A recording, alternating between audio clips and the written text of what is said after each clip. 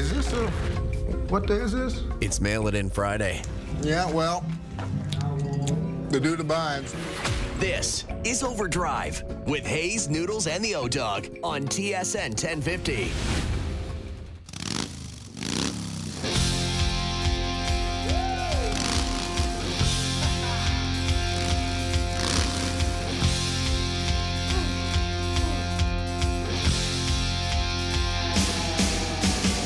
All right, here we go. OverDrive off and running. TSN 1050 on the TSN app, your home smart speaker, up on TSN 4, up on YouTube Live. All right, let's spin the wheel. Who do we have in here today? We got Keegan Matheson in here. I thought we were going to announce ourselves. Do a little introduction, go around the table. You guys maybe a fun fact about each other? Yeah. Wow. It's a different crew every day, but it's great to see a Pisces who likes long walks on the beach. Keegan, I don't know. Guessing? Are you describing Keegan? No, I don't know what your star sign is. I'm guessing. A Virgo who doesn't like to go outside. There you go. Perfect. So row for two, but I like it. Nailed it. Hey. Nailed it. Very compelling. Right? Online dating. Got to have the profile locked in. Got to have things locked in. You made me a little nervous there trying to get the headphones undone. I don't know if you're going to get them unraveled in time for the start of the show. I do this every day, Kara. It's never an issue. My anxiety was rising on this side of the table, but you were calm and collected. It's funny because I can tell when we have different people, like, behind the glass, like if there's someone new on the board or something, they'll be like, coming up. And then they'll wait, and I'm just taking my time. Coming up. I'm like, guys, I'm okay. I'll be fine. It's all good. I know the way this works. Cameras aren't on yet. Fridays, we play the exact same song. I'm waiting for the drop. Once it hits, we're off and running. It's all good. It's going to be fine. Because I put my headphones in my Lululemon bag. I've explained that before. I do not have, like, you got a pretty cool work bag. I've seen it hanging around. It's got leather. I call it a sounds satchel. like he's coveting your work bag. No, it's cool. Like it's well aged, well traveled. And you bring your laptop everywhere. Yeah. And you got to write. I don't have to do that. Like they supply computers here at TSN, so I don't bring a laptop. Hey. I just need my headphones, and that's about it. So I just throw them in some dinky old used bag. But when they're in there, all hell's breaking. They got all tangled up. Yeah. Headphones and charisma, and you're out the door. Exactly. Look out, world. Exactly. No, I need my whole life with me. I live in a constant state of anxiety, that news might break at any time. That's right. You know? So I've always got to be ready with all my stuff. As you should be. As you should be. I think my size of my work bag beats all of you. Yeah, I think I can fit in that. Yeah. So, do you want to show everyone? I mean, that? I can show you the work bag. I don't think I've seen it yet. Oh yeah. Okay, but is that like a specific work bag, or would you take that to the park with the kids and stuff? No, that's only for work. That's only for work. work. Only for work.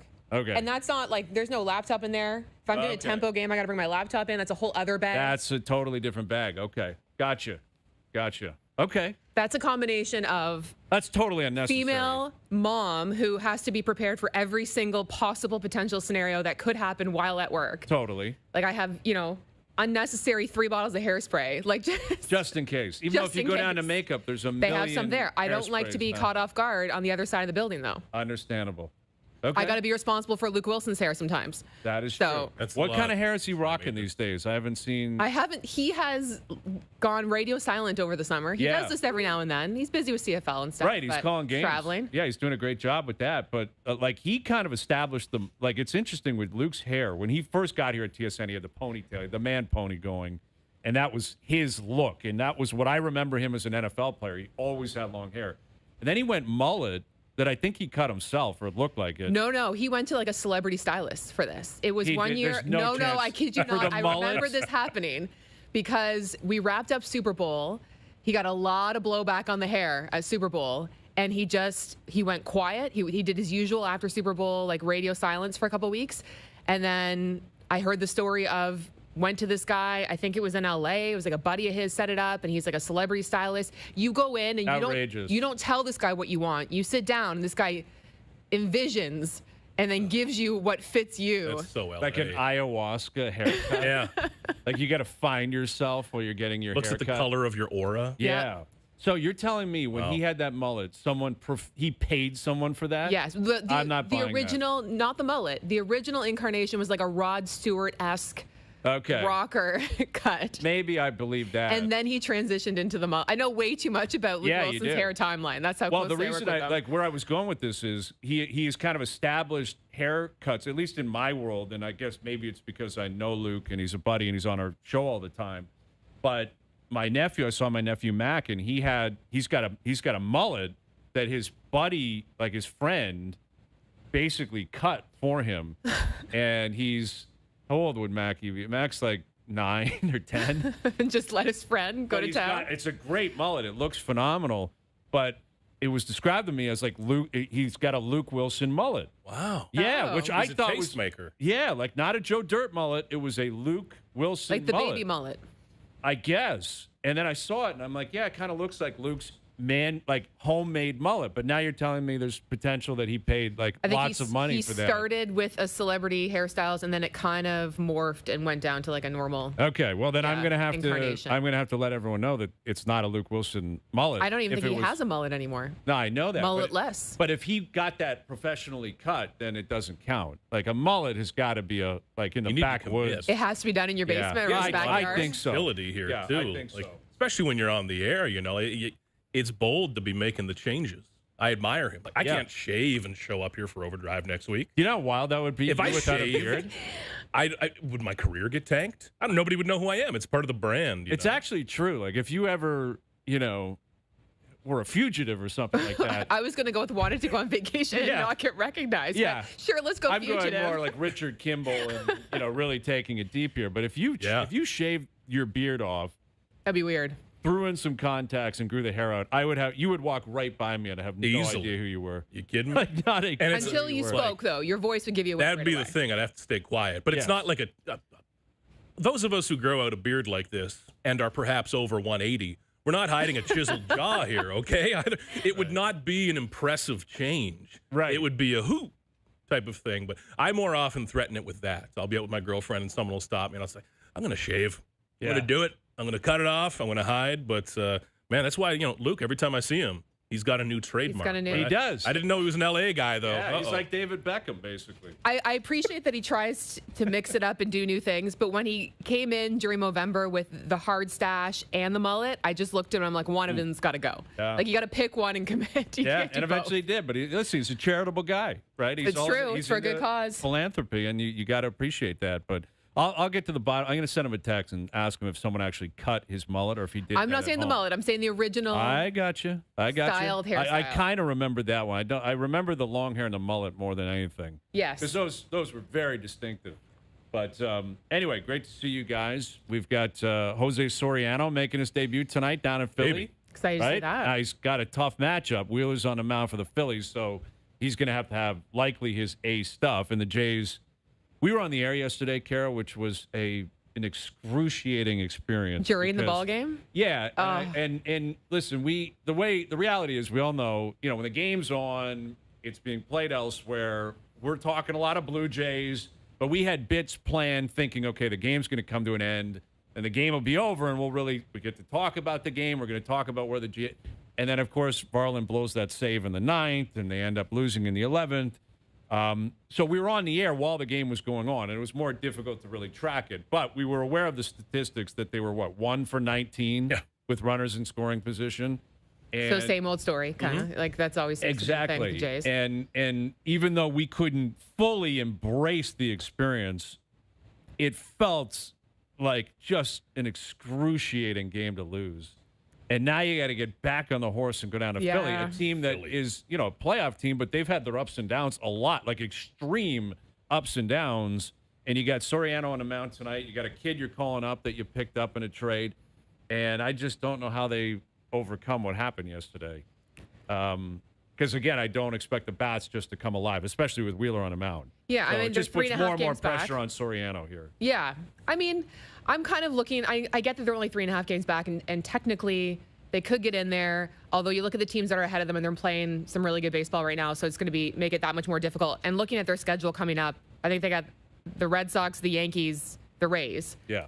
Which good luck. Is not easy. So that 3.5 games will, widen very quickly. But I'm just happy to see some exciting baseball. That was fun baseball to watch. in that game. Yeah. And then you start to get a look at Soriano. You get Bateman coming up. You start to look at what you might have in center field next year. Like, that's kind of where my head's already looking. I'm already looking ahead. That is. I hate to say it. I know, but that's what I'm saying. Like, they have 40-plus games left, and it's already, let's see, maybe this guy can be a part of the program in the future, which I get is what they did with Soriano. And he is a legitimate major league arm that has track record and is going to be a part of the rotation next year. So there's excitement on that front. I just, to make an introduction like this, coming off the game yesterday, that's got to be a weird, first flight with, I guess, second flight because they flew into Chicago. But so you don't think they're setting up for success here? Well, I guess that's what I'm saying. Like, you'd like him to have a great game, but Dylan Cease had a brilliant game yesterday. You're following Cease, yeah? And he didn't get the win because they can't hit. Yeah. It's so tough to watch them consistently underperform. And I just, we've been doing it for 4 months now. Like, any day now it might turn around. It's not going to turn around. And yesterday was a prime example. You got to be perfect if you're Jose Soriano. Yeah, basically. And I tell you, when I say it's the same story every day, Lord, don't I know it. Yeah. Because I've got to write a couple of those every day. And there are the thesaurus is only so thick. It's the same game every day. It's the same offense every day. And it makes it hard. This is the crushing part of it. It makes it hard to believe a narrative. It makes it hard to believe a storyline when they have a big win. Is this the win? No. Is this the? No, it's not. Mm-hmm. It hasn't been yet. It's probably not going to be this year. But whether it's Brett Bateman or one of these kids coming up, Bateman from the Gosman trade, you need something that's fun. Like, even the game yesterday, it was watchable baseball. It was fun baseball, yes. Better baseball at the end. I know Blue Jays fans didn't like the ending, but it was better than one of those 4-1 lazy games. It was watchable. There just needs to be a story, something exciting, something fun to watch, and there has not been. Yeah. How many times during this season has the offense strung together a decent game, decent couple games, and you've started to think, oh, this is it. They're turning it around. How many times would you estimate? Man, 20. It's been a while, but so many early on because everything about the season is an outlier. And I don't want to be a revisionist and say, oh, no, we saw this coming. No. It's important, even for me, and it's my job every day to say, I didn't see this coming. This surprised me in every single way. I was not ahead of this. I was not smarter than this. It has shocked me in every single way. So early in the year, when you'd see George Springer or Vladdy or one of the regulars have a game, you'd say, there it is. There it is. And we were always chasing the ideal of the 2025 Blue Jays. There's the old Blue Jays. When in reality, looking back, I think my aim was off on that. Like, they had to be the 2026 Blue Jays, and they've just never found out who that is. You can't photocopy last year. It will be faded. It will be empty. They never found that, and they've never found a new one either, man. And that win, it's just on the other side of this, we keep asking, is that rock bottom? Probably not. Yeah. There's always I don't want to hear lower. that. Yeah, no, exactly. Yeah. And like, now you're worried about injuries and how that factors into an off season, and obviously the uncertainties of the CBA negotiations and whether or not we're going to have a full season next year and all that kind of stuff.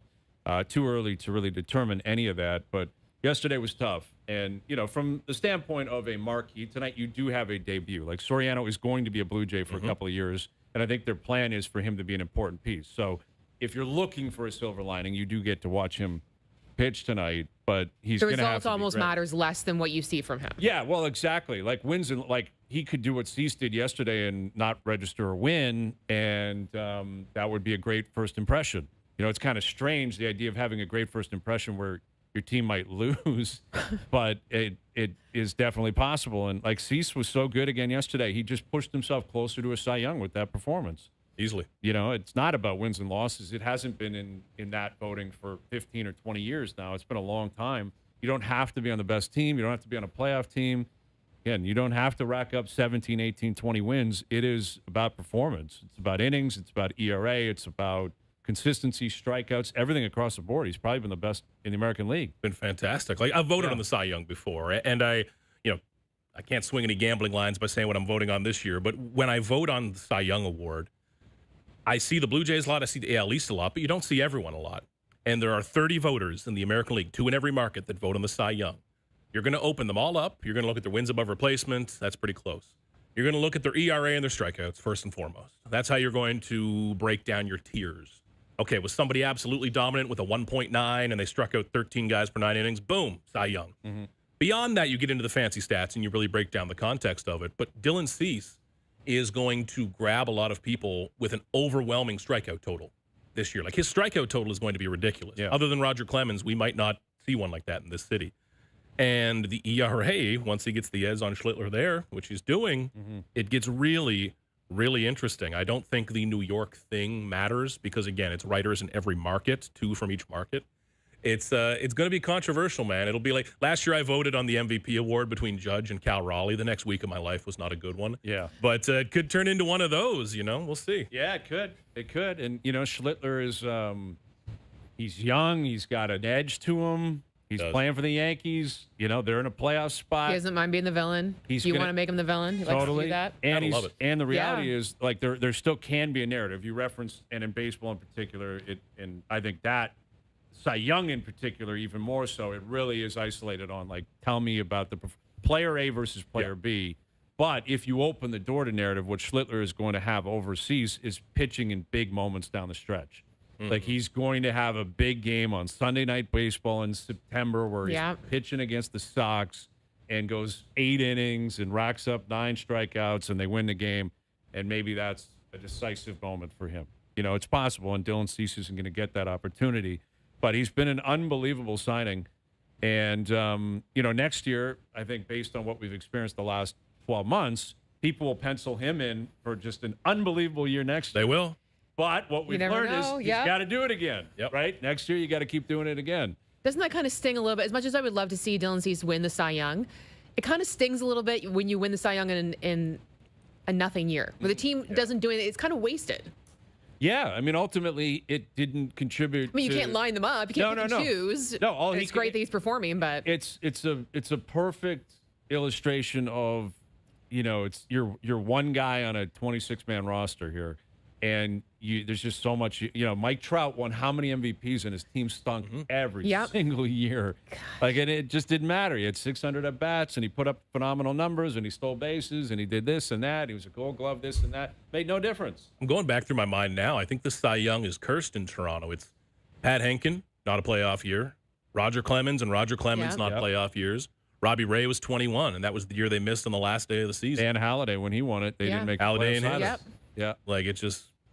Well, now that we've started that, a good one. No, you're right though. It's kind of fascinating that they're going to waste it. They have this many Cy Young winners. Yeah. Which is a testament to the team because they're all, from 1994 onward or 5 onward, I believe, basically the last 30 years, and yet none of them got a chance to grab the ball in Game 1 of the ALDS or anything like that. Which is disappointing. But Jay's in Philly tonight. Sticking with the Toronto sports scene, Pablo Torre's got another another report on the Kawhi Leonard cap circumvention story. And this one features the Jumbotron company, the video board company, which is, again, I'm curious. I'd love to know, like, how long Pablo's had this. Journalism is very important, but he's also a businessman because he is making sure that this drags out as long as it can.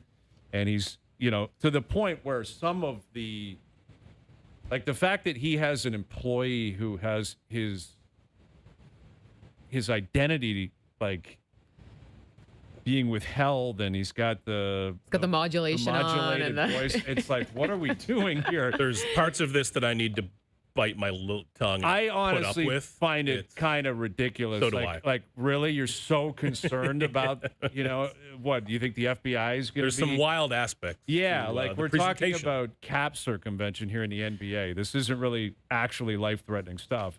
But, I guess, the latest report came out last night. Let's play a little bit before we get into what this could mean for Kawhi, the Clippers, Adam Silver, the Raptors, et cetera. This is the latest report on what was allegedly going on with Kawhi Leonard and the Clippers.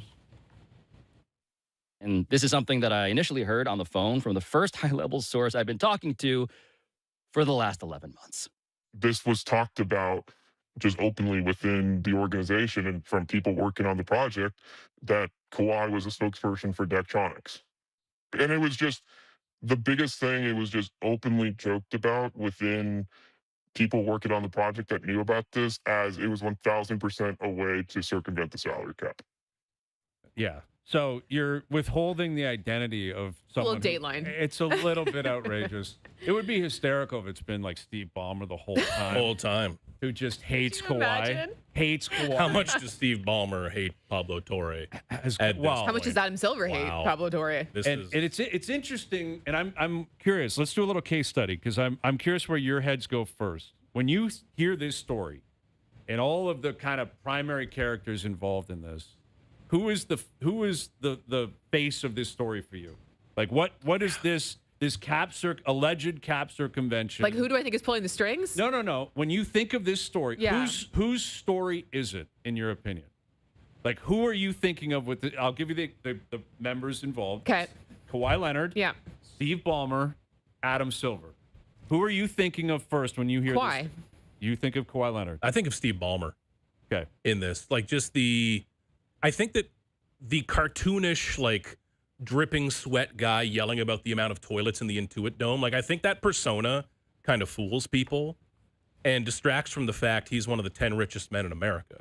This guy is 10 or 20 times richer than Mark Cuban. Like, the power of Steve Ballmer is unrivaled in the NBA, and the importance of him as an owner and the power he holds in relation to Adam Silver. And that's why I hate the language, and kind of rubs me the wrong way when it came out, the reporting of like the punishment they'd be willing to accept.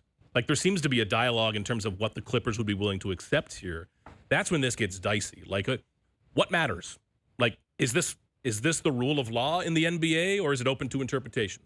What matters? Yeah. So it's interesting that, like, you guys, you look at it a little bit differently. Yeah. Because I do think Kawhi has been the quote unquote face of it, because especially up here, and now even more so that the trade has gone down. But I agree with you, Keegan. It should be Steve Ballmer. Should be. Ballmer's the owner that allegedly was circumventing the cap to this extent to get Kawhi Leonard in here. I think when all is said and done, it'll be Adam Silver, though, and it should be Adam Silver because of what you just said there, Keegan. There is this sense that Silver is terrified of going against Ballmer. Now, I don't know if that's because Ballmer saved him originally when Donald Sterling and all that kind of stuff was going on. And remember, Adam Silver, that was an easy one for Silver because the players weren't going to play. It was crazy. Silver was an old guy, and Silver was like, you're going to give me $2 billion. I paid $25 million for this team. Yeah. Like, sure, I'll take it. And Ballmer came in, and he was this larger-than-life, I'm going to build my own team. And the Clippers have always been, just go stand in the corner in the shadow of the Lakers in L.A., and I think the league has always wanted them to kind of stand on their own, and Ballmer gave them the ability to do that.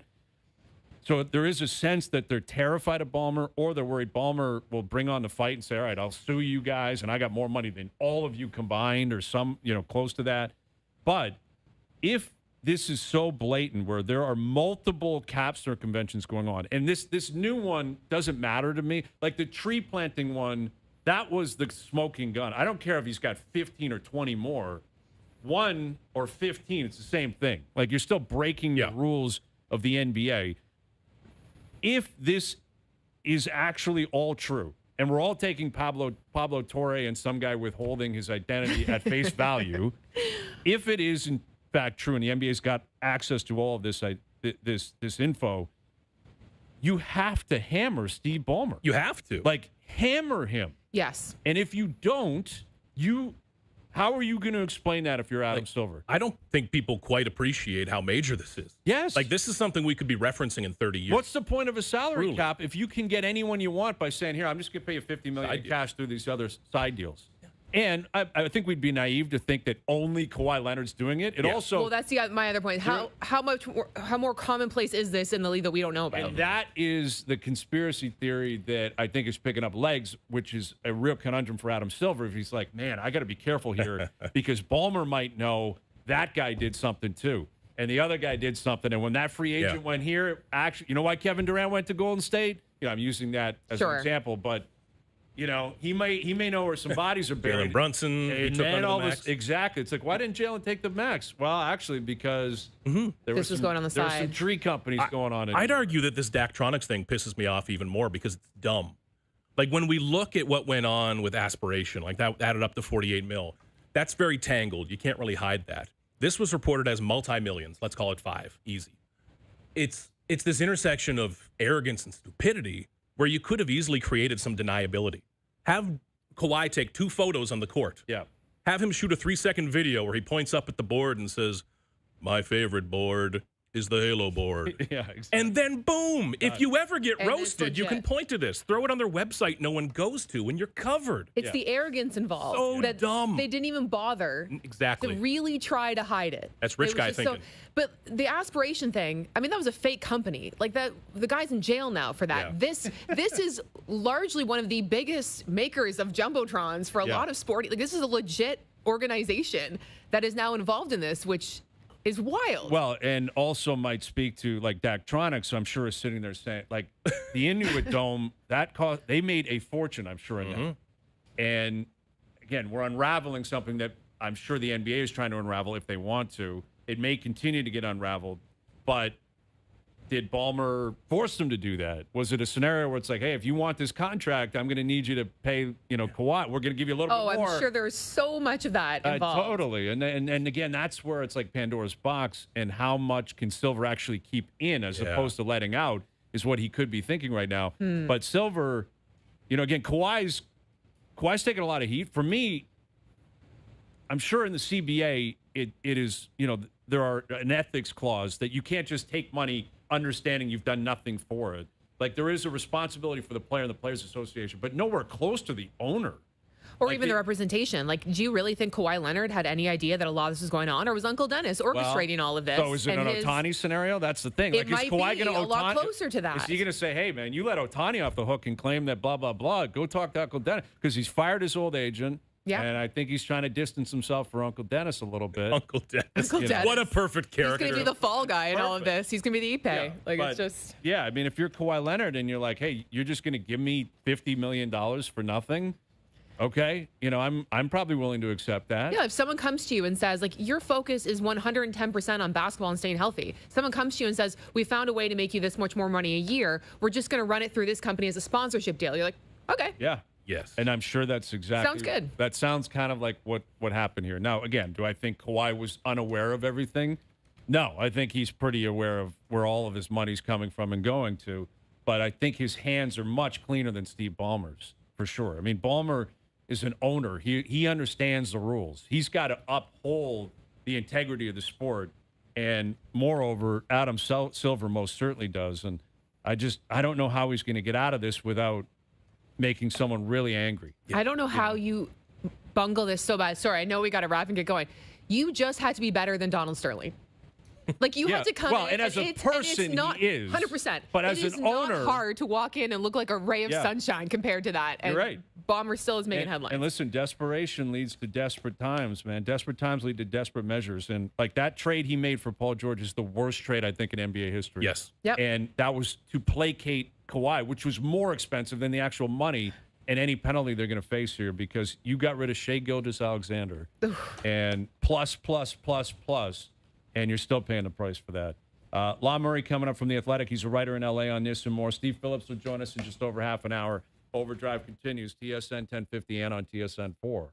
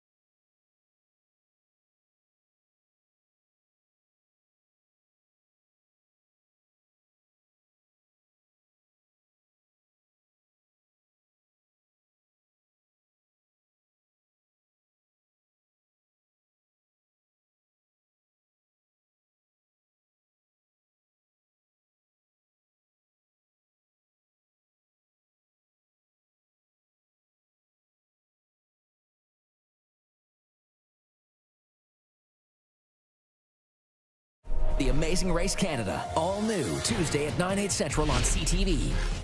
OverDrive with Hayes, Noodles, and the O-Dog.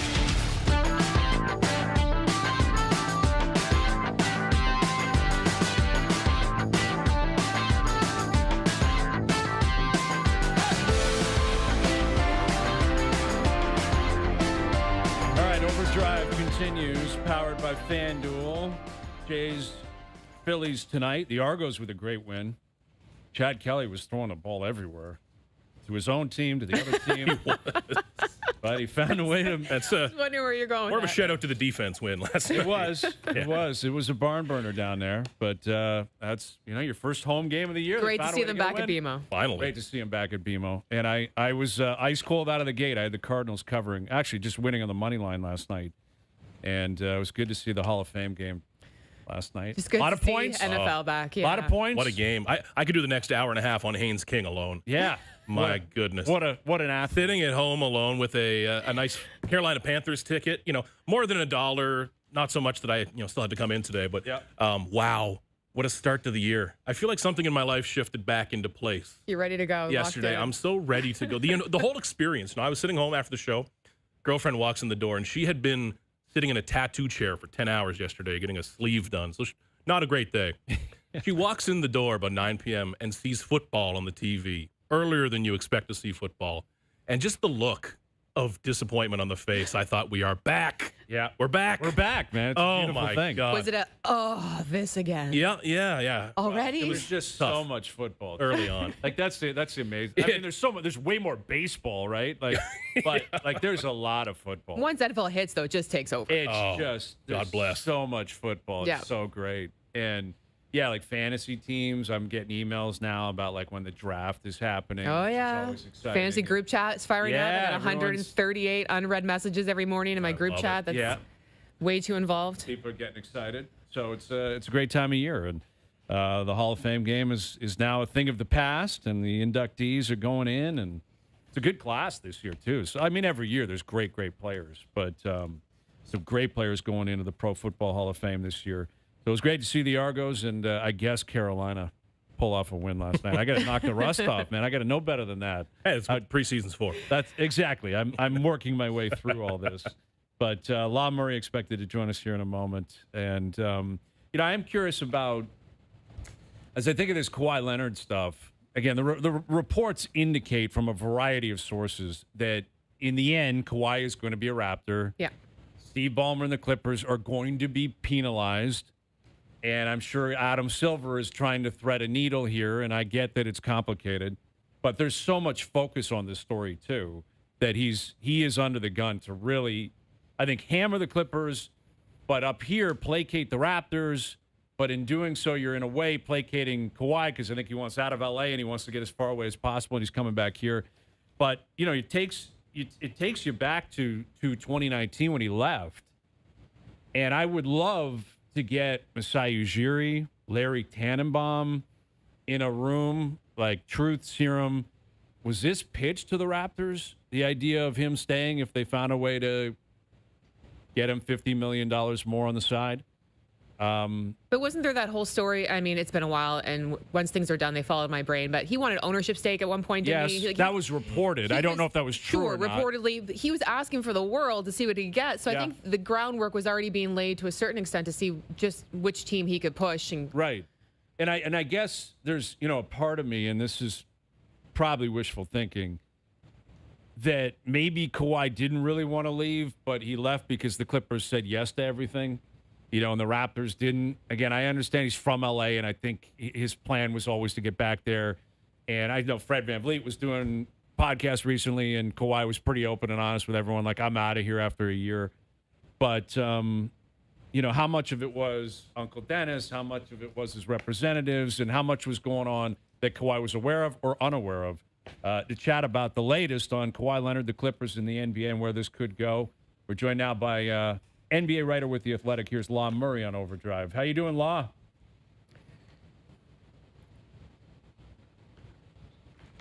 Okay, we're having issues. We had issues yesterday. We're gonna figure these out. Hey, we'll get them on at some point. If not, then what are you gonna do? Hey, We'll talk about Kawhi Leonard. We'll keep talking I was going to say, we can keep going on Kawhi. But in terms of Kawhi, and let's presume he's a Raptor, and let's say he's going to report, I think it's September 29th, first day of camp. He's there. He's a Raptor. I don't think this cloud is following him at all. And I think, a recent example would be what George Springer went through in Houston.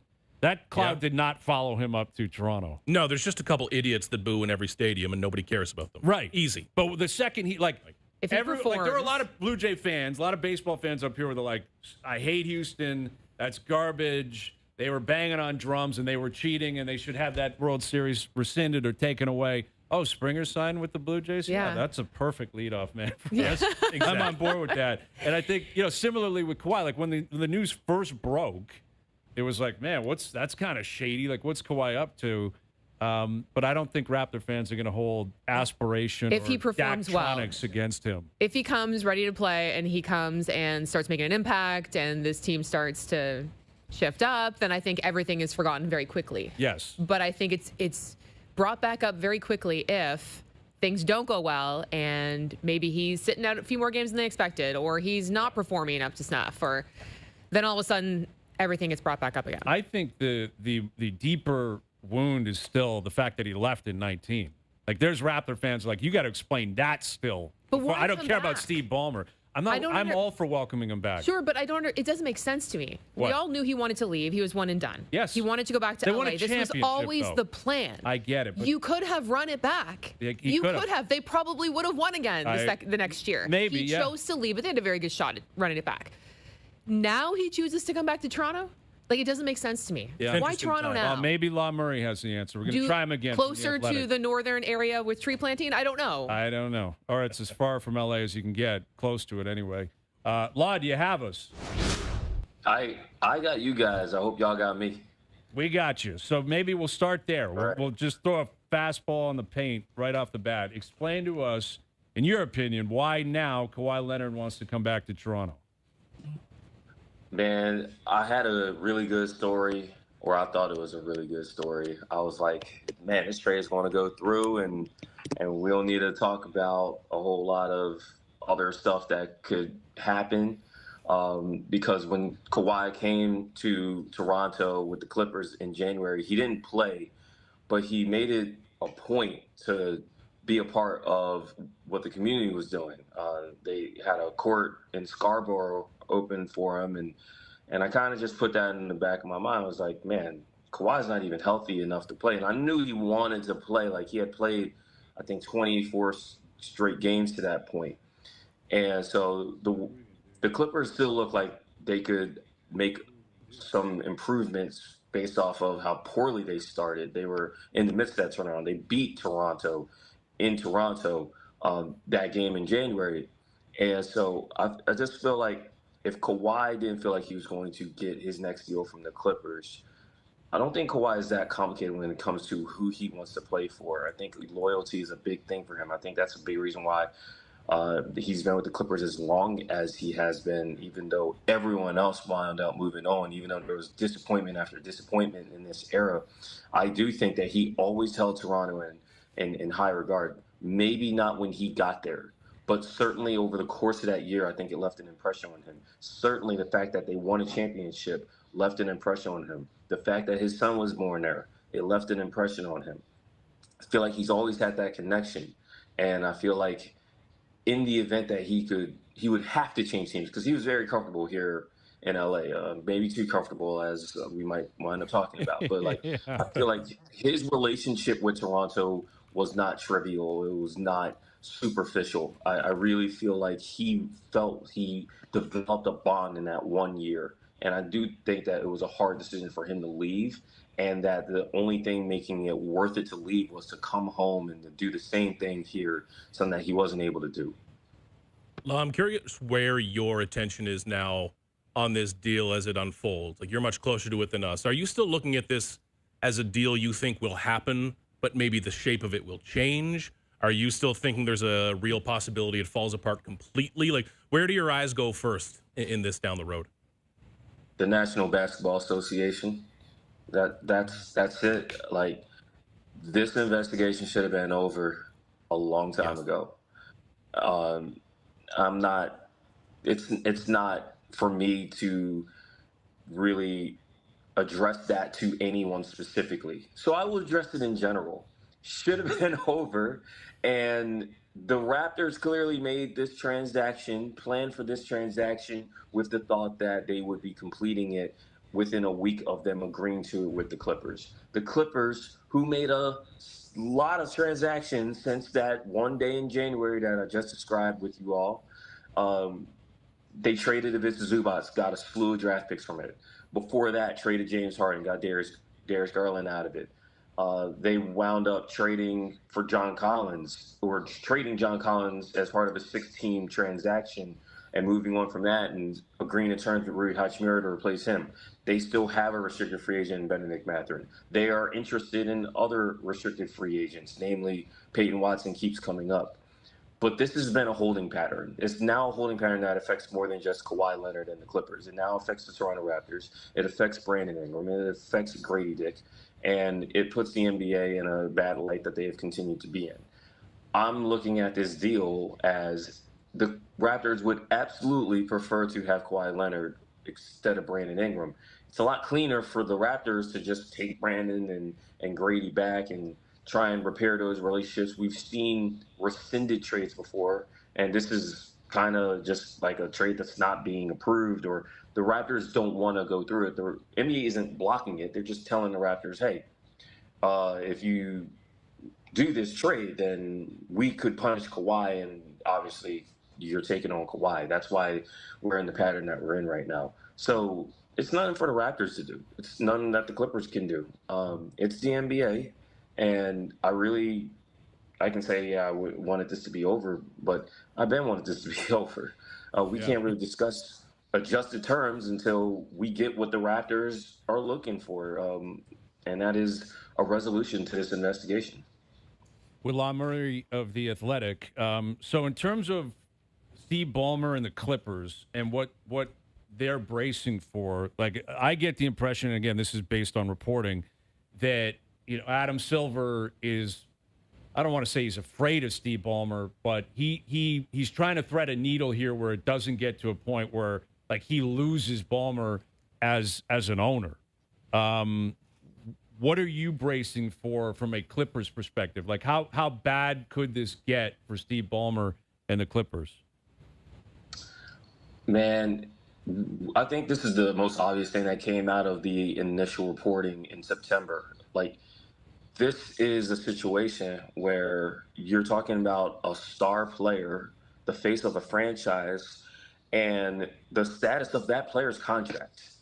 And then you're thinking about, you don't have a lot of precedent for something like this, salary cap circumvention, certainly not to this degree, right? Like, Joe Smith was a number 1 overall pick of the Golden State Warriors back in 1995, who wound up on the Minnesota Timberwolves, and Joe was never a star player, right? He had star qualities, but never a star, like never an all-star selection and anything like that, right?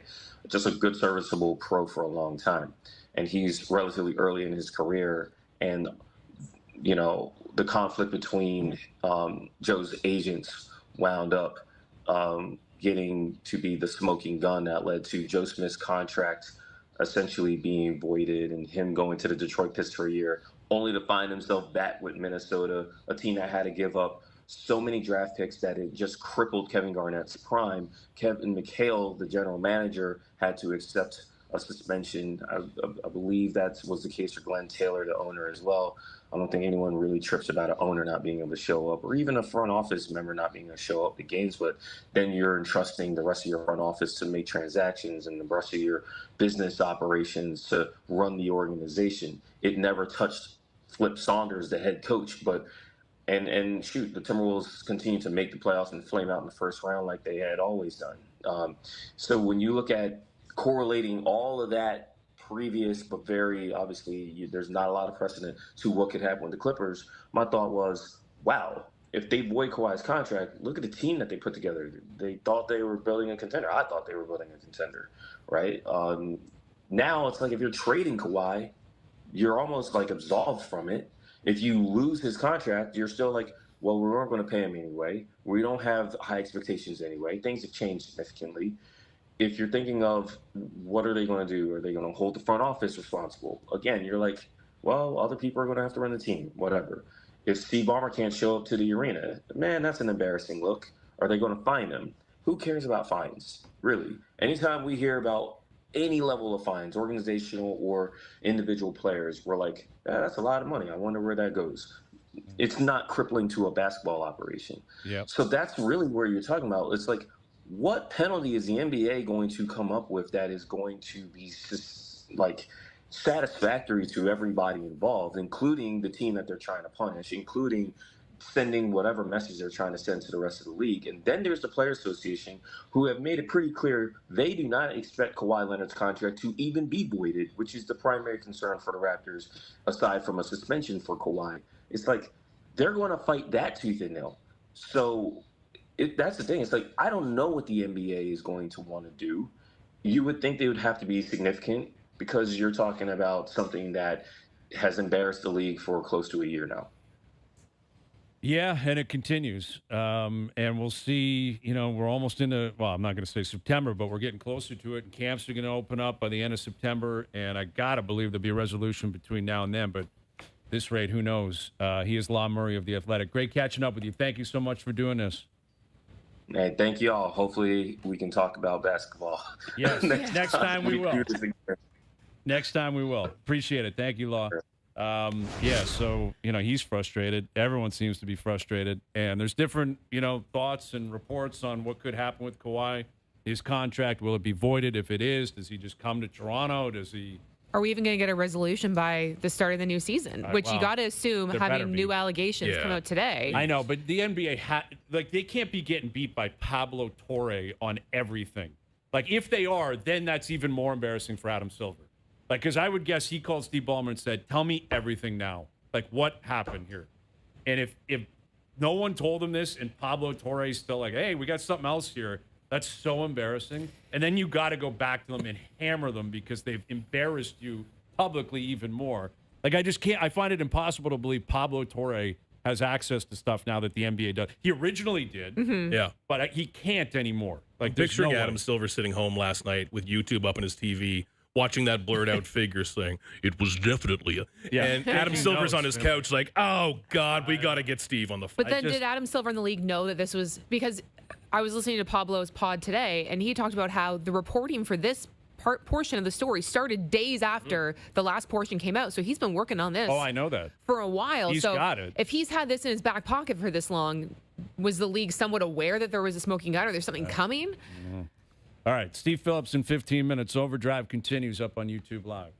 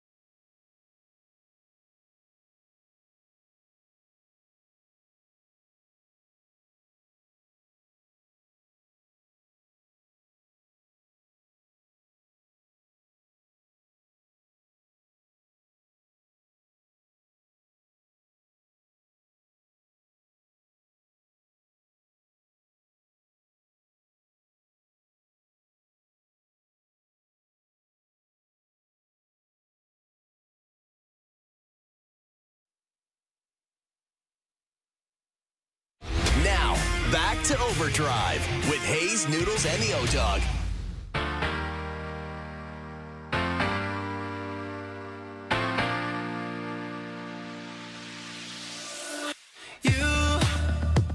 All right, Jay's Philly tonight. Got the Wyndham going on. We've got CFL. Big Argos win last night. The NFL's back. Camps are open. Have you been watching this Hard Knocks at all? Yeah, well, yeah, I watched the first episode. It was great. I've seen some clips online now. The Cooper Cup and Sam Darnold. Did you see this clip of them talking about the how Swift wedding? Cooper Cup got invited to Taylor Swift and Travis Kelce's wedding. He's like, yeah, I don't know why they invited me. Imagine, that whole wedding to me is just bizarre. The amount of people that were invited. But why? Exactly. Well, I think because there's cameras in there and both of them are going to sell it. Oh, you think there's going to be some kind of documentary coming to Netflix? You think she's capitalizing on something? 100%. And Travis is obviously a part of it too. Why else would you have it at MSG? Sure. Why are you inviting people that are like, I have no idea why I got invited? Mm-hmm. Why would that be unless they want all the stars and they want all the big, the red carpet? That's what's coming. It just surprised me. They both seem lovely. Listen, they both do a lot for the community and for charities. I think. Oh, Cooper Cup? No, Travis Kelce and Taylor Swift. Stop. Okay. But it struck me as odd if you are having your guests sign NDAs and you want so little information of your wedding to slip out. Why wouldn't you keep it small? Let's have it at the Garden and invite 1,000 people. Let's have it at the Garden in New York. Let's have who George don't even expect to be there. invited. Yeah. Yeah, the whole CBS morning show was invited. But of course they went. Cooper Cup's like, yeah, I can't believe they invited me, but of course I'm going to go. Obviously. All right, hour 2 coming up. Overdrive continues. TSN 1050 and on TSN 4.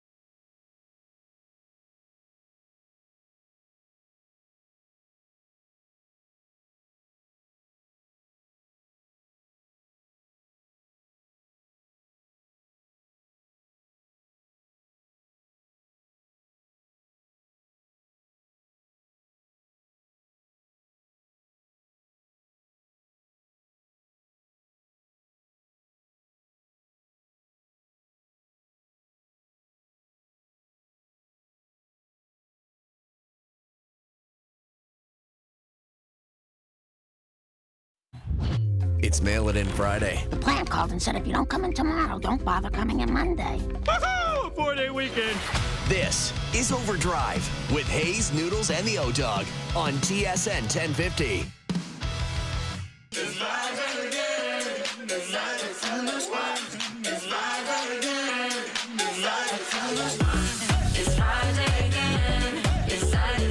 Hour 2 Overdrive continues, powered by FanDuel, bringing you more ways to play your game your way. Brian Hayes, Keegan Matheson, Kara Waglin in here.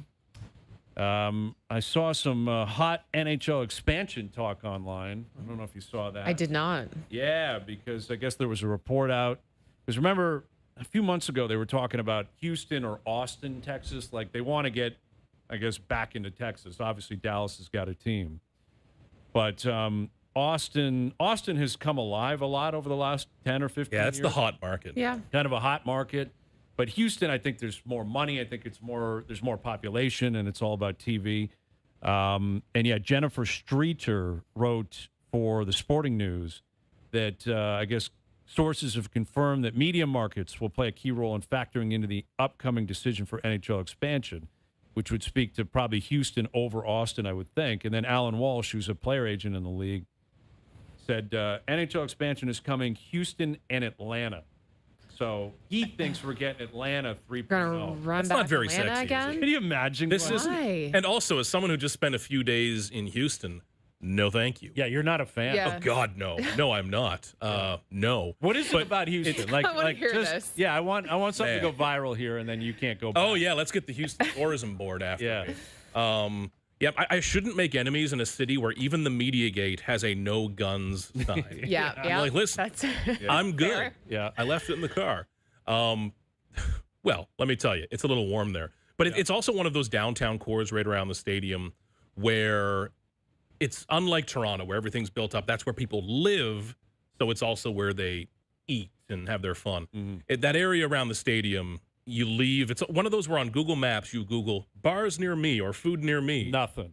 There's some, but then you click open now, boom, And they're all they gone. go away. It's not a downtown core around the stadium where people do a lot of their living. It's a little thin down there, just kind of hotels, conferences. It's where people work. Then you drive out of the city. Yeah. But good stadium, good barbecue. I'll stop there. Okay. That's about it. Okay. All right.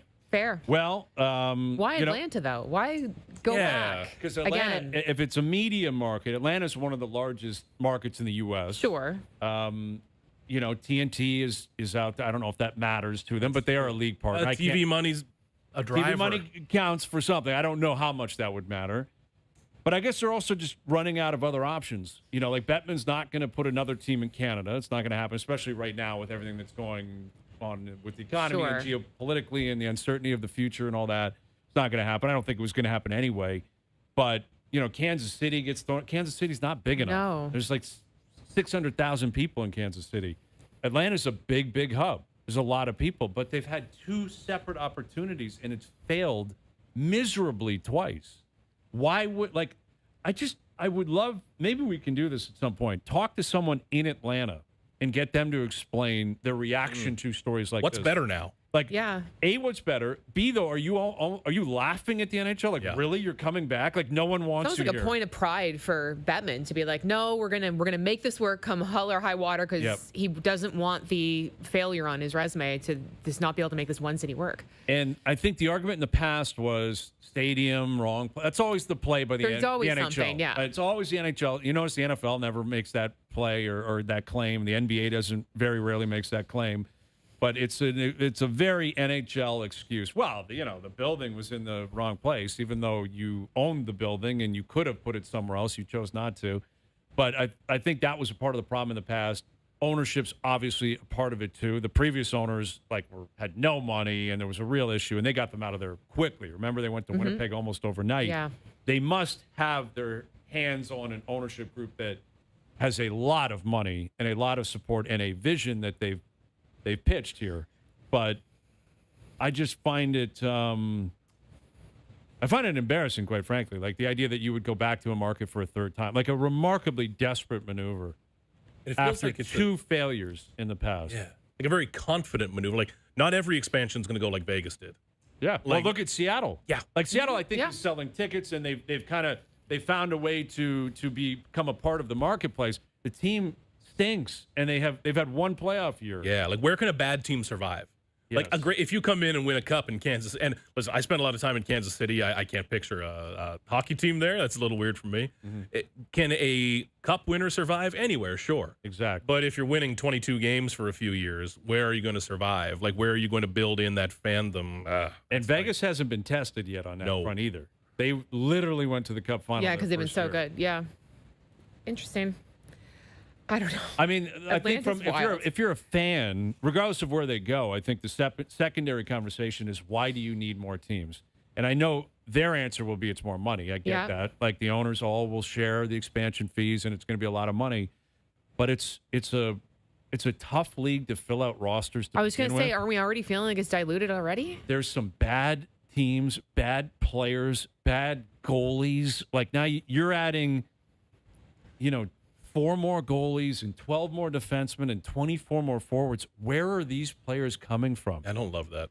And honestly, selfishly, I'll say this as a Canadian hockey fan, but certainly if you're going to talk about it through the lens of the Maple Leafs, 2 more teams you got to fight through to get to the Stanley Cup. Like, it's tough enough to win it.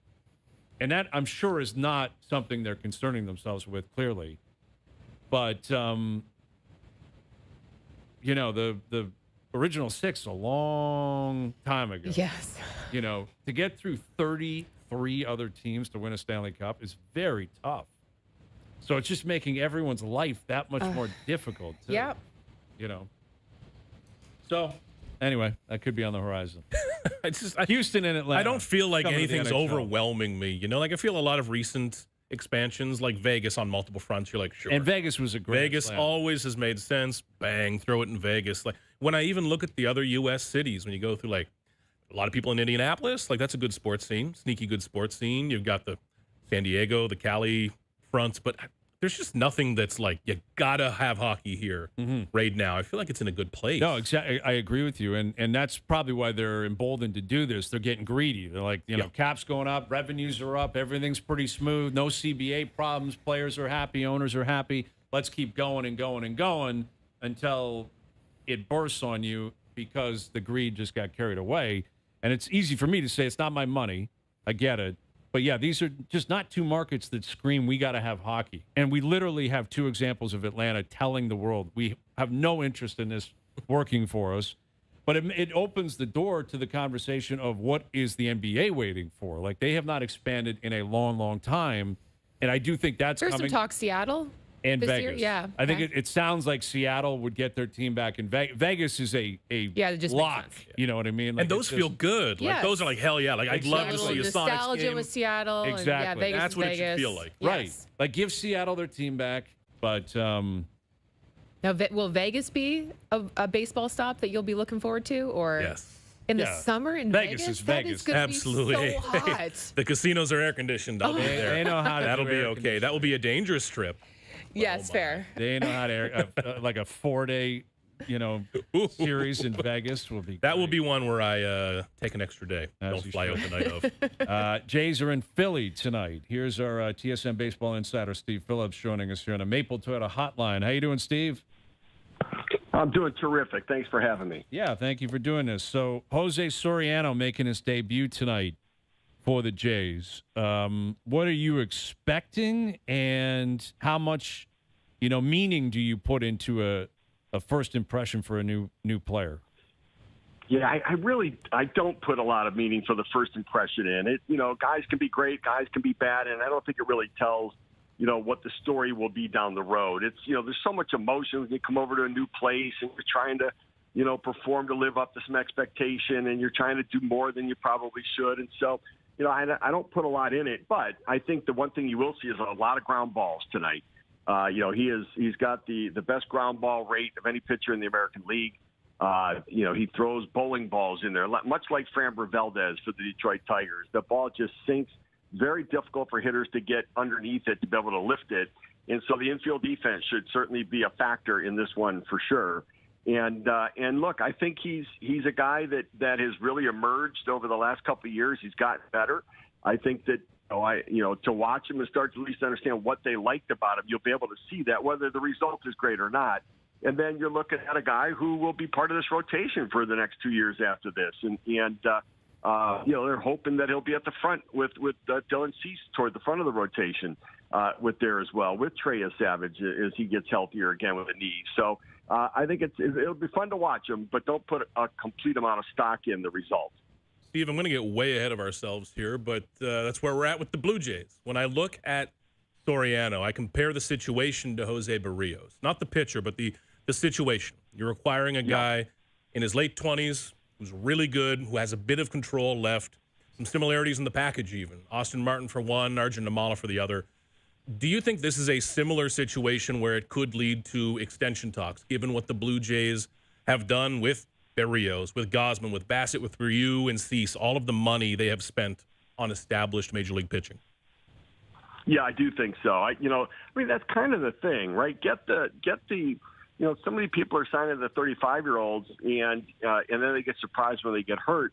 But in my mind, let those guys walk and go back and get the next 27-year-old that you can, and then lock them up for a few years. And now they did get burned a little bit by the Barrios contract with his health and injury, and so they're it's not playing out exactly as they would have liked. But I do think it's a very similar situation, and you're getting a 27, 28-year-old pitcher who's heading into the early prime of his career, and the goal would be to keep him through the prime of his career. The earlier you extend him, maybe the fewer years he'd be willing to take. And so, you can get him to pitch, and at the end of the year, if you can get him to extend 3 more years beyond the 2, that way you're getting him through 32, 33 years old. It's probably the best window to be able to get a pitcher like this. So in terms of, other players coming up, other players trying to make an impression down the stretch, how do you balance that, Steve? Like the veteran guys who have term that kind of know they're going to be here for a while, they operate in one way. Another, other guys who have maybe contracts that are expiring.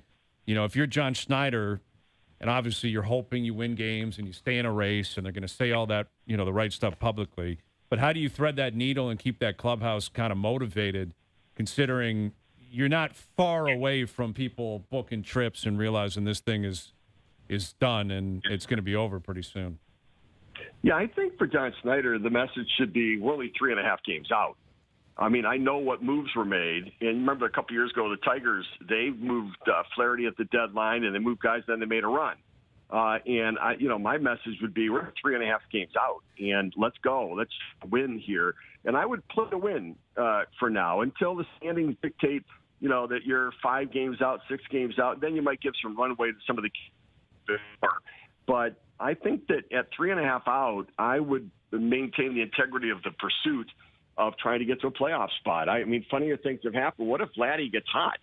You replace Soriano or Gausman with Soriano. And if Tyone can figure his stuff out a little bit and keep it in the ballpark, who knows what can happen. So, I think I think they should play it as they have been, with the notion of let's try to make a run. Let's make history. Let's make drama. Let's do something that nobody would expect and shock the world. And then if it gets to a point where it's clear that it's not going to happen, then I would pivot and give more runway to the younger players. So if they do get in that position, Steve, where, they got a real tough schedule coming up and the teams ahead of them in the wild card race are playing well, if they do get to that place where they're kind of pivoting, from your perspective, who are you keeping an eye on? What kind of situations are you locked in on for the next couple months still of the season to kind of guide what your offseason is going to look like? Sure. I think Vladdy's going to be part of that. He's got to get hot before the season ends, or he'll enter next year with so much doubt. Because the voices have to be creeping in his head. Like, what's happened? Am I not going to be that guy ever again? Am I ever going to start to hit again? Am I ever going to hit a home run again? Am I ever going to drive the ball again at home?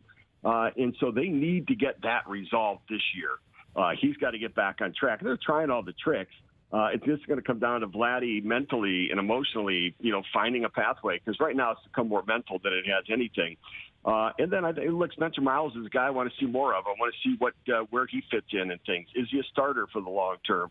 How does he play into it? There may be some guys to give some opportunity from AAA. And then, if Anthony Santander, if the doctors clear him, he needs to get in there and play every day and get at bats every day. You know, if he's not going to play in the field, you got to DH him. But again, that's another major investment of which they've got nothing, that they can't afford to get nothing when it comes to offensive players.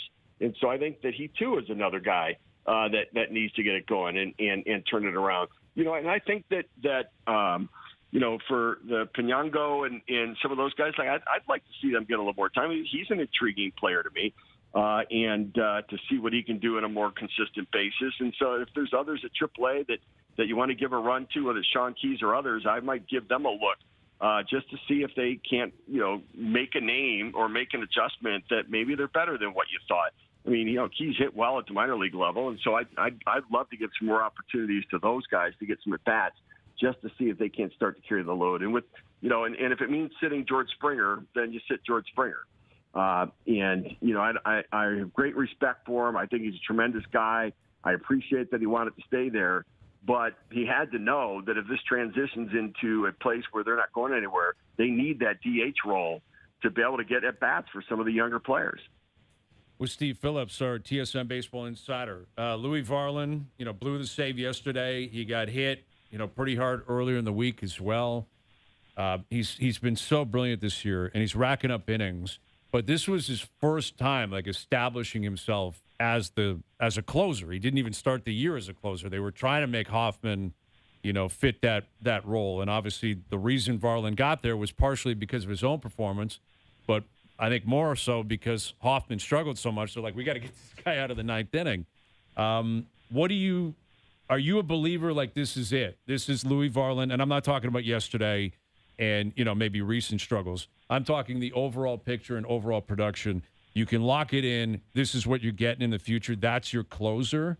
Or is there still anything left to be debated on that front when it comes to Varland and his role in the future?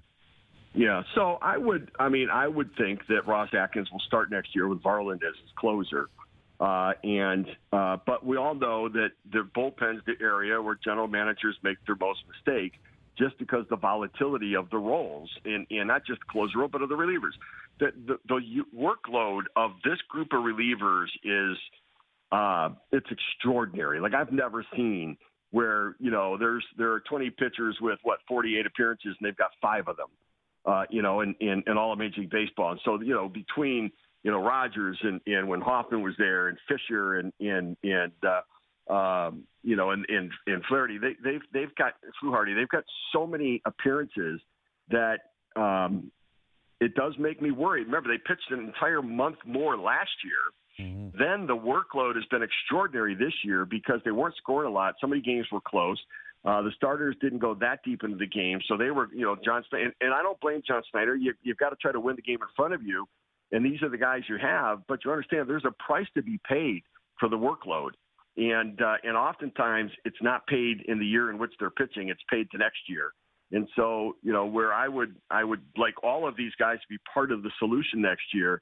In my mind, I have to realize they're not all going to pitch the same next year, and there will be some vulnerability there. Steve, when you look at the rest of this AL wildcard race, like, we're looking at it from the outskirts, and the Blue Jays need a miracle. Maybe they get it, maybe they don't. But I've tried to look at this through the lens of what team actually scares you. If you are the Rangers and you're holding on to that third wildcard spot right now, in your rearview mirror, you've got the Twins, the Guardians, the Orioles, the Tigers, and the Mariners ahead of the Blue Jays. Is there a team there that scares you a little more than the rest, one that you would have your eye on down the stretch in this race? Yeah, I think the Guardians, just because they've always seemed to find a way, and they find a way to turn it on the last 2 months of the season. And they've added at the deadline. They added some offense. They get Joe Adell. Their pitching's really good. They're in Chicago this weekend, or taking on the White Sox this weekend. That's going to be a great series. White Sox limping into it after getting swept by the Red Sox.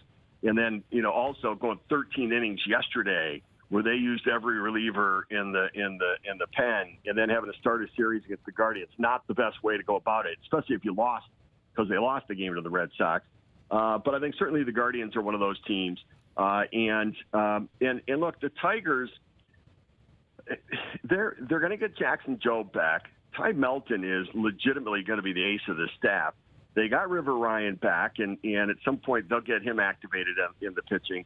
they're the one team that is like a plus 63 run differential. They've got the third best run differential, and they're kind of in that position where the Blue Jays were back in 2015 when Alex Anthopoulos looked at it and thought, a lot of people thought he should sell, and he's like, no, I'm going to go for it because we had a good run differential. We're playing better than what our record indicates.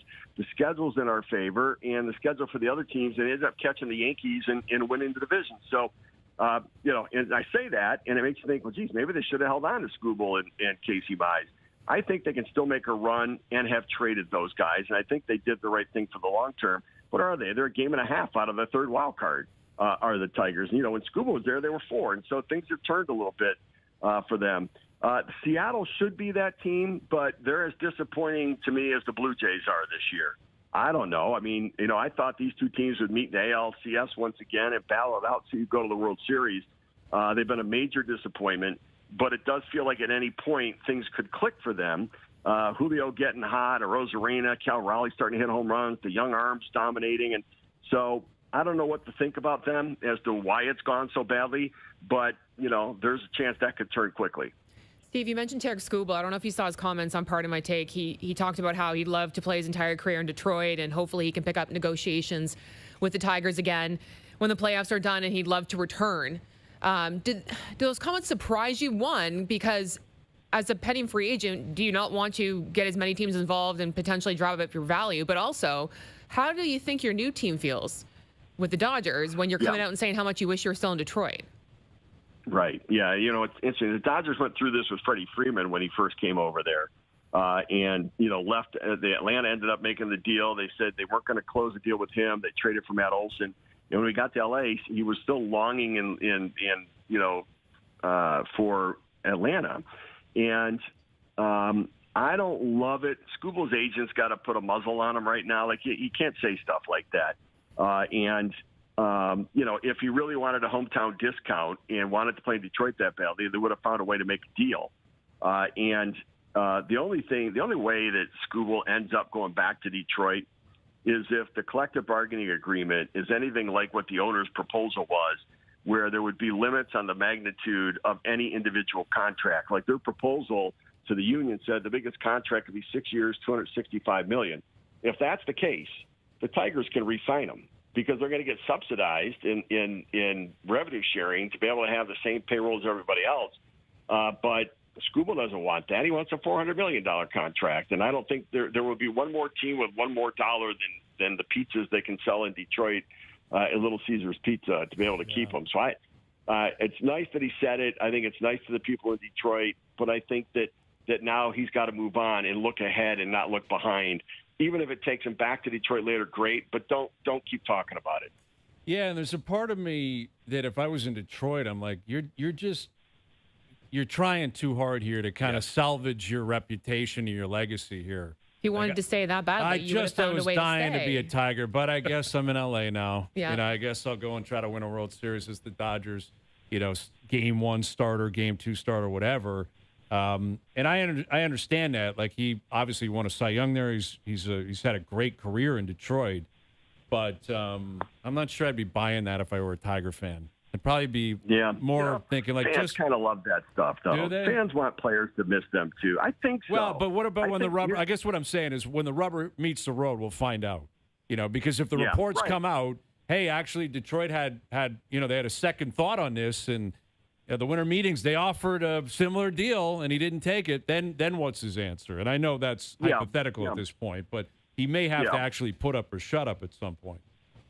Yeah, and then it'll be interesting to see what he does, because I think he really did love his time with Detroit. Mm-hmm. I think his preference would have been not to be traded here at the deadline and just keep trying to make a run there to see what they can do, because players don't love to be disrupted. But if you're going to be, make me a Dodger, please. That's what I mean, and I'm signing up for that too. Exactly. I don't want to be traded from TSN, but if you do trade me, can you make me a Dodger, please? Yeah, we can talk to the higher ups about that possibly happening. Before we get you out of here, Dylan Cease, added to his Cy Young resume yesterday. Where do you stand on the Cy Young pursuit in the American League? Yeah, he's right there in it. I think, there's still plenty of starts that, a clunker here or there from anybody can change that. But he is right there at the forefront, battling for that. the ERA is the critical factor there. You've got the Cam Slitlers of the world who have been so dominating as well. The strikeout numbers for Cease at the top. But it'll be more than just strikeouts that will have to earn that award. It's going to come down to ERA. I don't love WAR for pitchers at all. I don't love that. WAR for position players, I think, is a good statistic that people use. None of us know how it's calculated, but it seems to be the one we use to decide on a lot of the awards. So, but I think that for pitching, I think it comes down to me the rates, the ERA, the WHIP. Strikeouts per 9, the batting average against, all of that comes into play. And then, if it's a guy pitching in big games down the stretch, that may give that pitcher an edge over somebody pitching for a team where the games don't have the same level of meaning. And so it's going to be an intriguing year with the awards. Absolutely. Great stuff, Steve. Have a great weekend. We'll do it again soon. Okay, terrific. Thanks for having me. Have a good weekend. Steve Phillips joining us here on the Maple Toyota Hotline. It's time to Toyota check out the Toyota Tacoma and Toyota Tundra pickup trucks, both available as hybrids. Maple Toyota near Canada's Wonderland in the Maple Auto Mall. Because Aaron Judge said definitively, I will be back this season. Ooh, you better be. Now they need him. They need that dude. And he's the only reputation he's trying to improve upon is his playoff reputation, and he's going to get likely another opportunity this year, but in past seasons, including when they went to the World Series a couple of years ago, he had such a great regular season that he had that going for him going into the playoffs, and he's not going to be afforded that because he's been out so long. And even if he does return, I gotta think it's like mid-September. Yeah, like we're just talking. And you got to ramp back up, and how effective can you really be in the postseason when you've missed so much time? Is he going to play? Is he just going to DH? Probably. Yeah.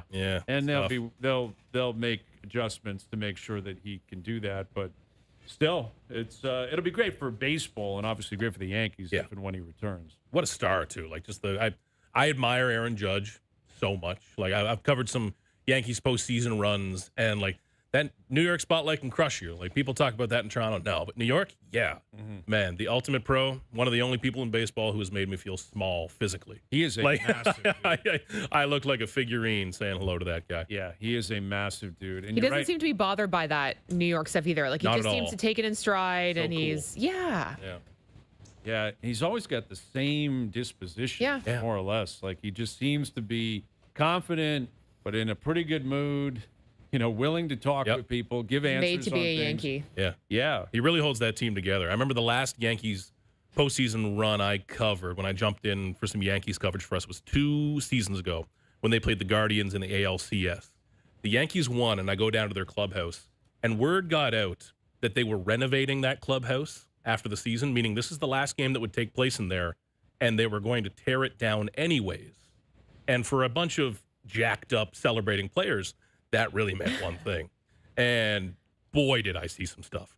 And a couple of times Aaron Judge would kind of come around the corner and make eye contact and just be like, calm it down a little bit. Okay, guys, we're going through walls here. But he is the elite, perfect New York superstar, man. I admire everything he does. Absolutely.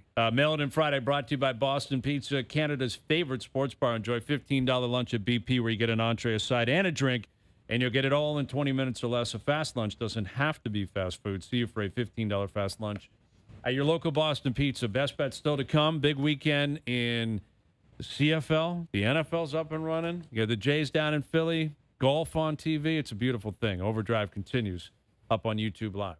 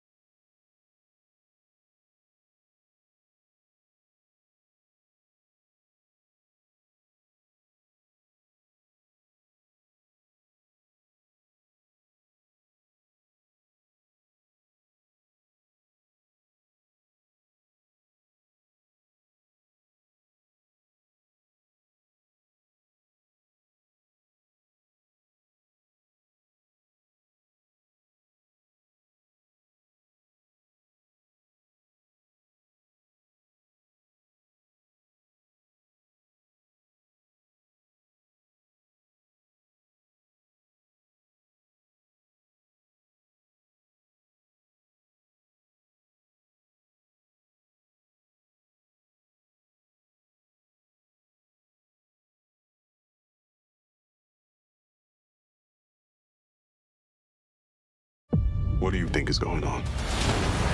These victims are going to end up being alien.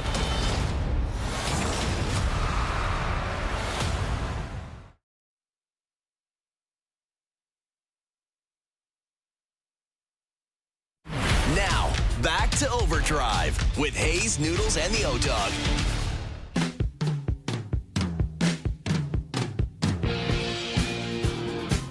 All right, Mail-In Friday brought to you by Boston Pizza continues. We got the Jays in Philly tonight. And Keegan, you said you got big plans this evening, a little split screen because Kevin Gausman making his debut for the Cubs tonight. Absolutely. And I'm pulling for him. Who isn't pulling for him? Yeah, you want to see him do Yeah, well. it's interesting, man, to watch him go into the postseason. A little healthy work-life balance for me. I'll have the Blue Jays on, but only half the screen. Yeah.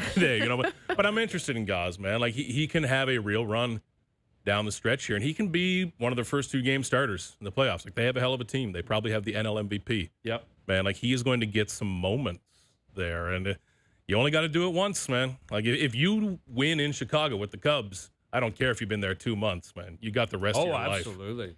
Yeah, and you know, the last one was 10 years ago. Yep. And the one before that was 108 years ago. You know, like they don't win a lot on the north side of Chicago. So you're right. Like, they're going there, and Gausman, you know, I bet you got to believe he's just – because he pitched well in the playoffs. He had some gems in the playoffs. Mm-hmm. He unfortunately went up against studs in the World Series in particular. Like, he just – you know, and he had great starts, and then he'd give up a hit, give up a run, and you're like, I don't know if the Jays are scoring tonight. You know, it was just the way it was going. He lived that life a lot, man. He did. It was unfortunate. Like, he lost both of his starts in the World Series, and I want to say there were 3-2 games, 3-1 games, because I think he was up against Yamamoto both starts. No one wants to go up against Yamamoto. And he was just the other. Yamamoto was so good. It was like, what do you? Gausman's literally got to be perfect. Yeah. Like, when I think of guys who 20 years from now, when I think back of that team, like, that guy deserved a ring, I will think of Vladdy because how he played. Yes. And I'll think of Kevin Gausman next. Man, it's still amazing. It still feels weird that he's been traded. You know, like, even the amount we've talked about it, the amount I wrote about it, it's weird to see that guy in a new uniform, man. And let me tell you what. How about I tell you a story about covering the Kevin Gausman? Because this loops into my experiences of Houston. Okay. All right, little mail it in Friday story time. Let's do it. I love story time. So, tell me what you got. The Blue Jays win their game. This is just coming back to my mind now. I trauma erased it. They win their game Sunday night, straight to the airport. We're on a flight. News, as we've talked about, never breaks at a good time. We're just about to accelerate down the runway. Boom. Kevin Gausman has been dealt to the Cubs. Now, as we're ascending into the air, the person in front of me reclines their seat. We don't need to litigate that again. It's overdone, but you should be put on a list. Yeah. You should pay more taxes. You're a bad person. Agreed. And there's a finite amount of space between seats. I take up more of that space than the average person already. I know where you're going. I attempt the laptop play. It was embarrassing. I couldn't even see the keyboard. So the entire flight, I'm writing on my phone, jammed up like this. A couple of stories, reporting it out, sending texts. But that's just the preface here. We land in Houston. I've been writing stories on my phone for 3 hours. I'm angry. I go out and get into a taxi because I'm trying to be more of a taxi guy than an Uber guy. Like, this is my version of returning to nature or something. That's when the red flags start to pop up with this taxi experience. I walk out into the line. She walks up and knocks on a window, and the man wakes up, fully asleep in his front seat. I think, okay. But you know what? Never knock the working man. This might be his other job. I open the trunk. There are about 20 fishing rods in this taxi's trunk. Curious number two. But again, I'm not going to knock the working man. Okay. We start to drive, and I'm writing now on my laptop, God bless, in the back of this Houston cab. And I'm writing another story. It's 16 hours into my day. We're driving down just about 5 minutes out of the airport, and he says, "Excuse me, sir. I need to pull off to relieve myself, and I'm not going to make it to the gas station." And in my mind, I'm saying still, okay, don't knock the working man. Yeah. It could be a long day for this guy. So we pull into a Comfort Inn off the highway. And I'm thinking, sure, I'm giving this guy too much credit. Sure, he must have an agreement that this is where he goes to pee. We do not pull into a parking space, but across several directly in front of the hotel. And I say at this point, whatever. I need to write this story about Kevin Gausman. I look over to my left, and this man has not entered the hotel. He's just going in the bush. No way. He is the working man. Like 5 adjacent feet. to the front of the, Not far from the front of the hotel. Not only is he relieving himself in the bush, The pants came down way too far in the back. No way. So we're talking lewd and just drop trow. Yeah. Wow. And it's one of those moments where I'm sitting there thinking, I'm on my it's a crime scene. third story of the day writing about Kevin Gosman. I can see my cab driver's entire ass outside of the Comfort Inn. Great. Into a bush just outside of the Houston airport. What am I doing here? And now you're complicit in a crime. Absolutely. Yeah, like you're kind of witnessing something. And I'm trying not to look, Houston. but I'm also looking around thinking, we got to get out of here, man. You can't just be in the bush. That's a wild thing. And again, like not, again, it's a taxi-only experience. Maybe not when I get in an Uber. But yeah, there's no 5-star on a taxi. Right? No, there wasn't. You don't have to review. Clearly, he doesn't I care paid. about I your tipped. rating. Yeah, can ask no questions. No. What a quiet taxi ride that was. That's a the wild rest of the way. scene. So I'll always remember reporting the Kevin Gosman deal because of what I saw and experienced in Houston too. Yeah, welcome to Houston. Welcome to Houston. You know, the NHL's on its way. Yes, please bring the NHL. Chuck Connor McDavid in that cab in a couple of years as the expansion captain. Yeah, that's well, it was tough. You talk about the working man, like that's a tough one for the security guard that works at the hotel. If he gets the nod, we seen that? Hey, the cabbie's back. Unbelievable. You got to go out there straight to the bush. You got to get him out of here. Yeah. What do you do when you arrive at your destination and the cabbie turns around and goes to shake your hand and say thank you for your tip? No, thank you. Yeah, that's my goodness. That's where you need the plastic. Yeah, I went in and just washed the clothes in the sink. You know, we've all done the sink laundry in the hotel. But what bothered you more, the tough. peeing in the bush or the reclining seat on the airplane? The reclining seat. Yeah, of course. Being in the bush There it is. is somewhat innocent Because as long as no one's around. I'm not confrontational enough because if I open that door, I'll lose my temper. I know I will. This pleasantness is just a facade. But so I try to be passive with a lot of like throat clearing, give it a couple nudges, but no. And it was a skinny guy too. Oh, that's even more respect the game. Yeah, like if it's a nursing mother or something, it still shouldn't happen. But like, hey, we can accept. This man was neither of those things. Yeah, if you're a guy out there, like if you're an adult, you can't be doing that kind of stuff. You can't be doing that kind of stuff. You're a menace to society. No. Well, with that in mind, Kevin Gosman making his debut in Kansas City. New chapter. Yeah, I mean, is that a pitcher's park? It's a big stadium down there. Kauffman. Is it still Kauffman Stadium? Old Kauffman, yeah. Kauffman Stadium. Great ballpark. It is a classic, just like side of the highway, nothing around it. Old school. Old. Is Arrowhead like right across the street? Same parking lot. Yeah, they love doing that in the U.S. Man, they love sharing. Just having them right there. Oh yeah. They love sharing a parking lot in the U.S. 1 million acres. It's true. Huge. Yeah. Let me ask you, what do you see Kevin Gosman off-season, what his off-season looks like to you? Like if obviously wins a ring in Chicago, he's 35. A lot of pitchers would be too young to retire, but we know he's a family guy. He wants to spend some time with his family. He's been vocal about that. Do you see a scenario where he retires this off-season, or do you see a scenario where he's very Tarek Skubal about Toronto? I can see him retiring. Yeah. Now, that's meaning it's just a possibility, not a... Not an aggregatable thing, but I can see it realistically. He said that prior to the season. I think it was to Mitch at The Athletic. Like, it's something that may be on the table for him because Kevin Gosman is a fully formed human being outside of baseball. It's one of the things I like most about him and one of the things I respect most about him because I don't say that about a lot of guys. Like, a lot of guys are just baseball, baseball, baseball. I'll figure out the rest later. Kevin Gosman is a well-rounded human being who pitches, and his family is so important to him as well. Now, he's 35. He'll be 36 in January. Look at what Chris Bassett got last year, like 18 mil, and that's not as good a pitcher as Kevin got. You can get another 20. That's what I'm saying. 40 For mil. sure. I think it's I'm going to take some time off, and then my agent called and someone offered. Exactly. But do you think he wants to move to another location? I don't think Toronto. Do you think Toronto's going to want him back? Now they didn't want Gosman. I think you cut. Or they didn't Bassett, want Bassett. sorry. Yeah, I think. I think they're probably. I get that impression that Toronto's probably done with the Kevin Gosman era. Well, but then where's he gonna? He's such a family. I can't see him wanting to uproot and move his family again. And depending on where. Homecoming with the Rockies and set up the family and give up 40 home runs, unfortunately. But he'll be very picky. Yeah. Like this will not just be like, okay, I'll take the Royals' money. I think the stuff he said about playing in Toronto wasn't empty. Like he really, really values that. I think he'll be very picky, but if he retires, I will not be shocked or surprised. I don't think the Jays will go down that road. No, I don't think so either. I mean, now they just did with Scherzer. Like Scherzer's a bit of a different beast, and I don't know if Gosman's going to sign one-year deals that are bonus laden. Like if you're going to go somewhere, you mentioned Bassett got paid a lot of money. I would think Gosman would say, if I'm going to pitch, I want guarantees and I want a fair amount of money. Again, I think it's kind of wild. Like we talked about it yesterday, how much has changed just from last year. Like this time next year, it's going to be that much more extreme from that World Series team. Yeah. With Springer gone and Bieber's going to, I think, be gone. He's got one more year, Bieber? No, he's done. He's done after this year? Yeah, this was his player option. Okay. So you're looking at Dylan Cease, Trey Savage, Jose Soriano. They could have a major shift younger. Ponce, if he's rotation, healthy, we'll see. And then who knows? And could you make sense of bring back the veteran guy that's familiar with everyone? Absolutely, you could. But I don't think they're going to think that way. I think, they got everything they could out of Kevin Gausman. Mm-hmm. It was a remarkable investment. One of their best ever. Absolutely. It was a quid pro quo. They paid him well, and they gave him a ton of opportunity. And, he was a part of a team that went to a World Series. But it was a great investment.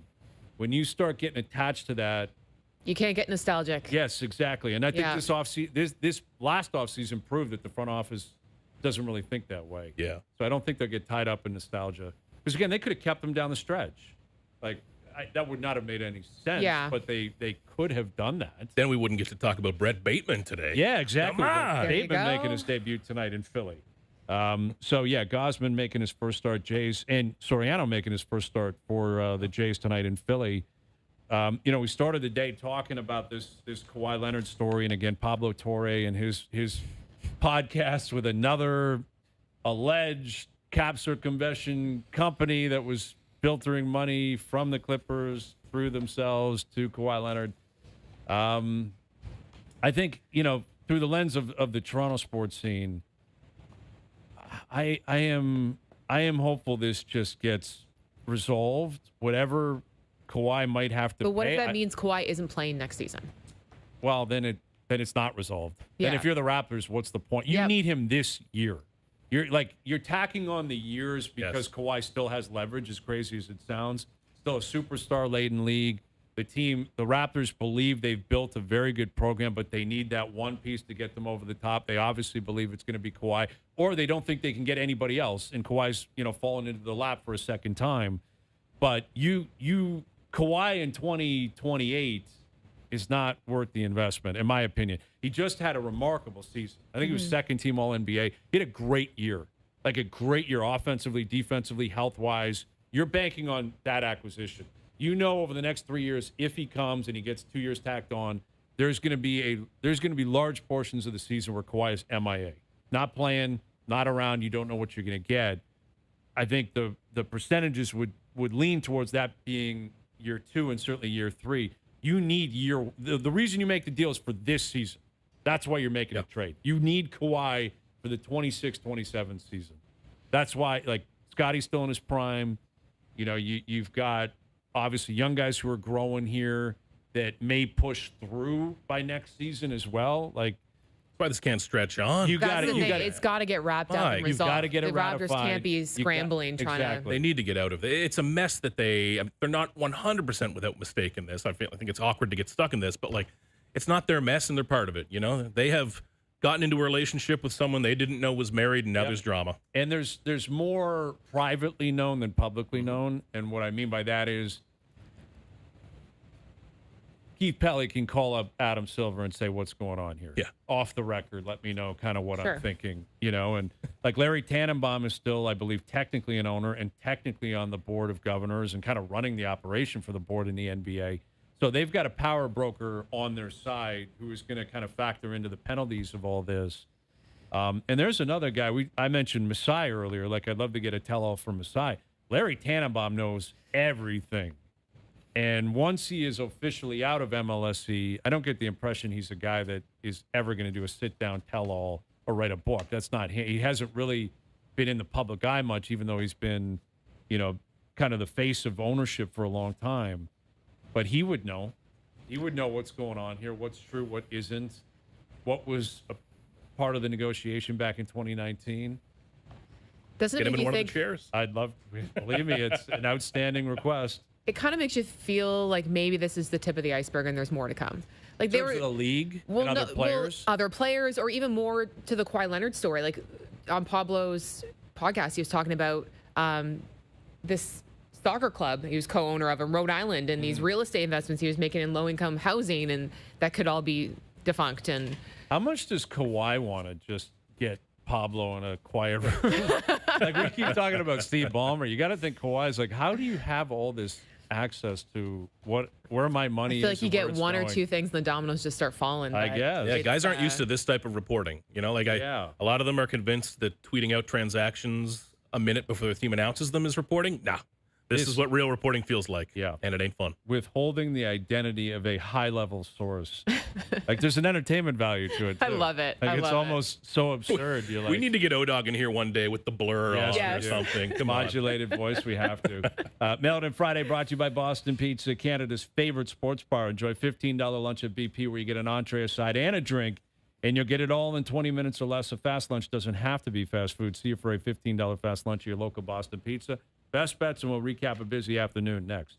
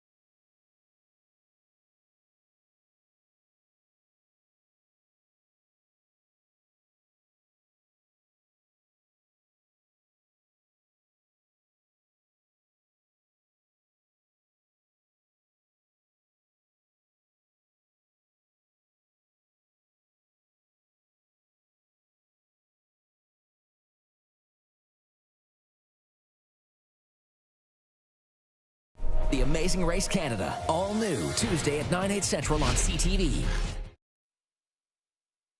Now, back to OverDrive with Hayes, Noodles, and the O-Dog. My bad habits lead to late nights, sitting alone, conversations with a stranger I barely know, swearing this will be the last, but it probably won't. I got nothing left to lose or use, or do my bad habits lead to white eyes staring into space? All right, Best Bets powered by FanDuel. Make your picks and assemble a same-game parlay in seconds on the FanDuel Sportsbook app. I'm going to take the over on both strikeout props for both starters tonight. Soriano's got 4.5. Zach Wheeler, 5.5. No, we say Soriano's more of a ground ball guy, right? Yes, he is. Okay. Yeah. Now, on average, I would say I'm not trying to throw shade No, I'm just saying. At your picks already, but recently his average, I think, about 5 a game, like, give or take. So the line is appropriate, right? Okay. And I'm just saying, I think Philly hasn't been great recently, and I think he's going to show up and have a good first impression. And, the Jays offense, Wheeler on the mound, I'm leaning into an over. You're going to have pitcher's duel tonight. Pitching duel tonight in Philly. That paying plus money. Best Bets powered by FanDuel. Same game parlays available for every MLB game on the FanDuel Sportsbook app. Please play responsibly. 19 plus. Physically located in Ontario. All right. So we got Jays in Philly. We've got CFL on TSN throughout the weekend. NFL. Got a lot going on here. Maybe Kawhi is a Raptor by the end of the weekend. Who knows? I'm watching the threat Anything's of rain possible. threaten my round of golf this weekend. Rain is just crushing. You know how it is. I feel like I turn into a meteorologist during golf season. See, it's weird because I've been out. I've been on the IR here for a while. I've had the injury to my arm, and I haven't played in weeks, and I'm not going to be playing any. I'll hopefully play by the end of next week, but I don't even look at the weather. Ugh. It's amazing how different it is because I'm with you. I study weather when I'm playing golf. Like, I'm like, what is it going to be at 7:24 a.m. You're looking at the next hourly. Tuesday? Exactly. What? Like, we're like the Doppler coming in. And you get angry with other places. You're like, look at Detroit. It's raining in Detroit. The wind is coming this way. It's good. Scum. Like, you're going to ruin it for me by tomorrow. Like, how many times you go to bed and you're like, are those clouds going to move fast enough by the time I tee off tomorrow? But I find I get so confident, too, because I'll look at 5 days out. Yeah. And some days you're like, okay, we got time for it to shift. There's still lots of time. There's lots of time. When the weather's not looking good, lots of time. But then I'll look at, 5 days out, I'll be like, it says 60% chance of rain, but, it's more in the morning. We're teeing off at this time. And I'm like, we'll be fine. We'll be fine. I go to sleep a lot of times, or 100%. First thing I do, check my phone. I'm like, if it's 70 or under, I'm going. Yep. But because I haven't been playing, I'm like, Less than a millimeter? I have no idea what it is right now outside, let alone what it's going to be on Tuesday or Wednesday next week. It's not looking favorable tomorrow. Okay, that's disappointing. Yeah. Anyway, good stuff, guys. Thanks for doing this. Great seeing you two. Keegan Matheson, Kara Wagland in here. Thanks to everyone behind the scenes for helping out. We appreciate it. Everyone for tuning in today. We appreciate it. Up on TSN 1050, up on radio, TV, podcast, web, up on YouTube Live, streaming soon up on Crave. We're out of here. Enjoy your evenings. Enjoy your weekends. We're back Monday at 4 p.m. We'll chat then.